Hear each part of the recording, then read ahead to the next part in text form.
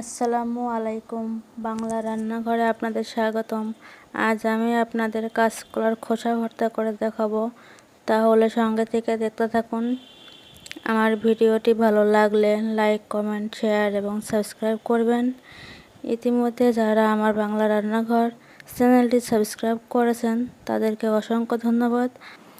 আর যারা চ্যানেলটি সাবস্ক্রাইব করেননি তারা চ্যানেলটি সাবস্ক্রাইব করে পাশেই থাকবেন।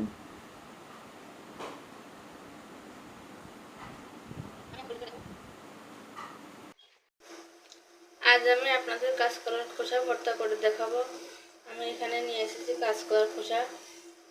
এই খোসাটা আমি সুন্দর করে ফ্রিজে রেখে দিয়েছিলাম, কালকে রান্না করেছিলাম। সেটা আমি কেটে ধুয়ে সুন্দর করে পরিষ্কার করে রেখেছি। এখন আমি গরম পানির মধ্যে দিয়ে সিদ্ধ করে নেবো 15 থেকে 10 মিনিট মতো।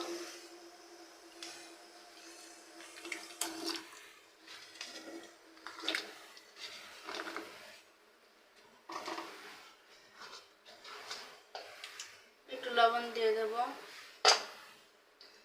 লবণ দিয়ে একটু নেড়ে নেবো।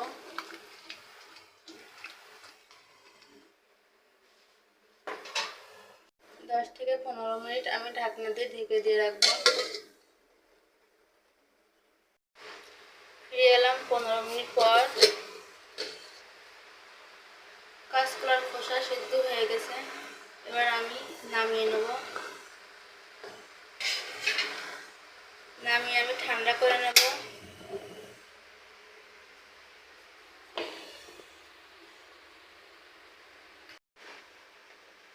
কাঁচকলার খোসা ঠান্ডা হয়ে গেছে, এবার আমি শিলপাটায় বেটে নেব।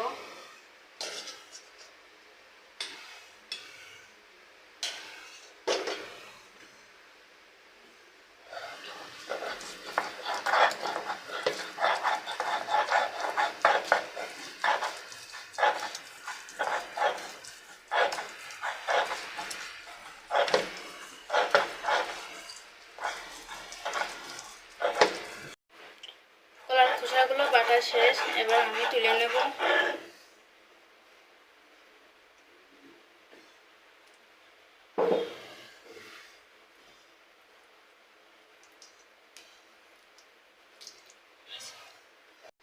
চুলায় আমি ফ্রাই প্যান বসিয়ে নিয়েছি, এবার আমি তেল দিয়ে দেবো।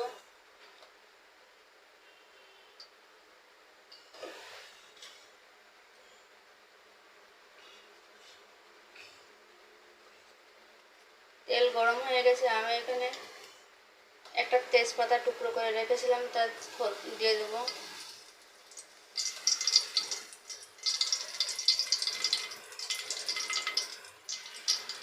আর দিয়ে দেবো কাঁচামরিচ বাটা,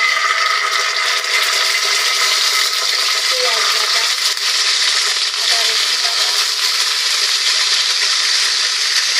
দারুচিনি, এলাচ বাটা,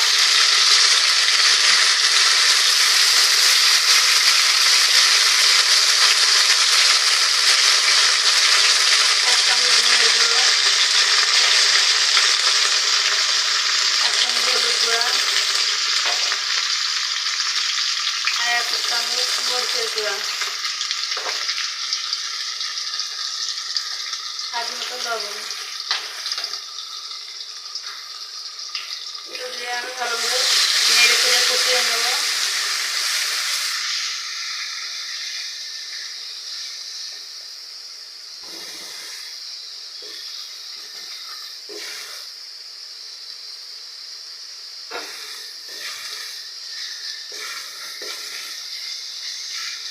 একটু পানি দিয়ে দেবো।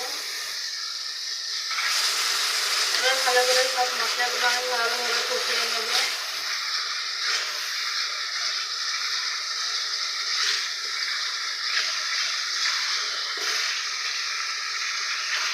মশলার উপর থেকে তেল ছেড়ে দিচ্ছে, এবার আমি কলার খোসা বাটা দিয়ে দেবো।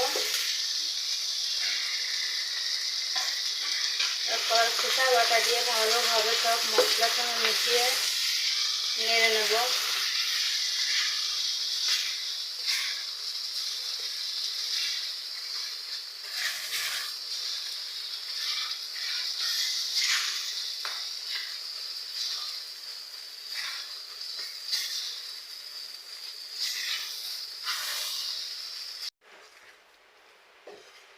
যেভাবে কলা শসা ভর্তা করেছি আপনারাও এভাবে ভর্তা করে খেয়ে দেখবেন, তাহলে খুব সুস্বাদু হবে।